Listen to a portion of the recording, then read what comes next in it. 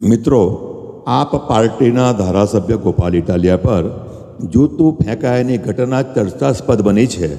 સૌ કોઈએ ગોપાલ ઇટાલિયા પર જૂતું ફેંકાયાની અને જૂતું ફેંકનાર વ્યક્તિની નોંધ લીધી છે, પણ આ ઘટનામાં એક મહિલાની નોંધ લીધી નથી, જે મહિલાનું નામ છે જૈનબ. આ ઘટનાને ધ્યાનથી જોશો તો જણાશે કે એક વ્યક્તિ ગોપાલ ઇટાલિયા પર જૂતું ફેંકવા હાથ ઊંચો કરે છે.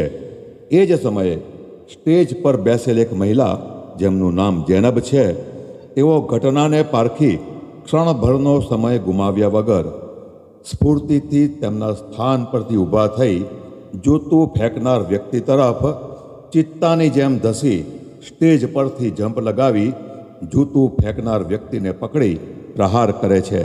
બનનાર અયોગ્ય ઘટનાને પારખી તે રોકવા પ્રહાર પૂર્વે પ્રતિકાર બચાવ એક્શન પર ત્વરિત રિએક્શન આપનાર આ મહિલા જૈનબ બહેન તેમની બુદ્ધિમત્તા, ચપળતા અને ત્વરિત નિર્ણયથી પ્રતિકાર બચાવ માટે સાચા અર્થમાં અભિનંદનને પાત્ર છે.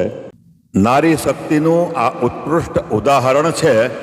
જૈનબ બહેનને હાર્દિક અભિનંદન.